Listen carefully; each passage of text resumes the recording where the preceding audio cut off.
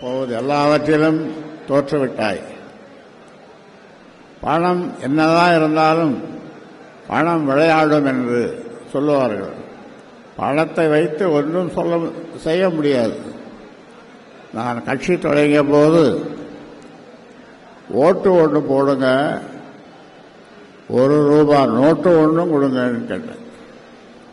₹1 note ஒன்றும் கொடுங்க, ஒரு ஓட்டும் போடுங்கன்னு கேட்டேன். மக்கள் அப்படியே செய்தார்கள். தனியாக நின்று 4 சட்டமன்ற உறுப்பினர்களை பெற்றோம். இப்பொழுது கூட்டணியிலே வெறும் 5 சட்டமன்ற உறுப்பினர்கள். அதற்கு காரணம் இவனுடைய செயல்தான், தேர்வுதான், தலையெழுதான். ஆக இனி அது நடக்காது. அதனால என்னுடைய இந்த உரிமையை நான் விட்டுக் கொடுக்க முடியாது. என்னுடைய உழைப்பை இனி யாரும் திருட முடியாது. கூட்டத்தை இது கூட்டமா, இந்த மாதிரி கூட்டத்தை யாராவது கூட்ட முடியுமா? நீ கூட்டுவ, ஒரு 25 லட்சம் முதல்ல கொடுத்து அனுப்புவ. அந்த 25 லட்சத்தை எல்லாருக்கும் இறைப்பானுங்க. அது ஒரு கூட்டம். இப்படி ஒரு கூட்டத்தை தான் உன்னால் கூட்ட முடியும். இந்த கூட்டம் இது கூட்டமா வரும்போது பார்த்தோமே, வெள்ளம் போல் தமிழர் கூட்டம் என்று. இந்த கூட்டம் மழையை, புயலை, சூறாவளியை எல்லாவற்றையும் நிறுத்திவிட்டது.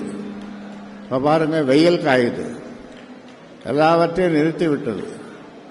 இடி என்ன, புயல் என்ன, மழை என்ன, எல்லாம் எங்களுக்கு எது நடந்தாலும் நாங்கள் ஐயாவை பார்ப்போம், ஐயா பேச்சை கேட்போம். ஐயாதான் எங்களுக்கு எல்லாம். ஐயா உண்மையை தவிர பொய் சொல்ல மாட்டார். அவருக்கு பொய் பேச வராது. ஆனால் நீ பேசுவதெல்லாம் பொய், நடப்பதெல்லாம் பொய். இப்போ தேர்தல் கமிஷன், டெல்லி தேர்தல் கமிஷன், அதையே நீ விலைக்கு வாங்கிட்டேன். அங்கே இருக்கிறவன் பொய் சொல்றான். நாம சொன்ன உண்மையை அவன் தெரிந்து கொண்டும் அதற்கான பதிலை அவனால் கொடுக்க முடியவில்லை.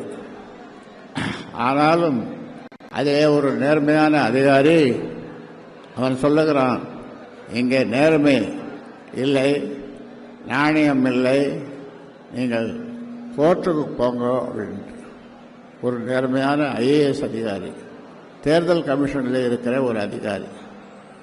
அதனால இன்னைக்கு டெல்லி உயர்நீதிமன்றத்தில் வழக்கு தொடுத்து விட்டோம், வழக்கு போட்டு விட்டோம்.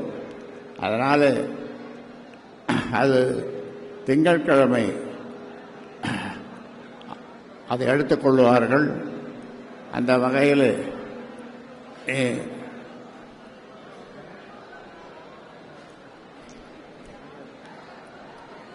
என்னை வெல்ல நினைக்கிறாய், என்னை வெல்ல உன்னால முடியுமா? நிச்சயமாக முடியாது. நான் செய்த தவறுகள் உன்னை படிக்க வைத்தது, டாக்டர் ஆக்கினது, டெல்லி மந்திரி ஆக்கினது, அப்புறம் கட்சிக்கு தலைவர் ஆக்கினது, இப்படி எத்தனையோ தவறுகளை நான் செய்திருக்கிறேன். ஆனால் இப்பொழுது நீ என்னோடு மோத நினைக்கிறாய், அது உன்னால் முடியாது. எம் மக்கள் என் பின்னால் இருக்கிறார்கள். ஒட்டுமொத்த தமிழ்நாட்டு மக்கள் என் பின்னால் நிற்கிறார்கள். ஏனென்றால் அவர்களுக்கு உண்மை தெரியுது, உண்மை என்னவென்றால் புரிகிறது. எனக்கு உடல்நிலை சரியில்லை என்று ஒரு ஆஞ்சியோகிராம், ஒரு டெஸ்ட் பண்ணுறதுக்காக அப்போலோ மருத்துவமனைக்கு போனேன். பிளே ஸ்டோர் மற்றும் ஆப் ஸ்டோரில் இருந்து பாலிமர் செயலியை QR கோடு மூலம் பதிவிறக்கம் செய்யுங்கள். செய்திகளை உடனுக்குடன் பெறுங்கள்.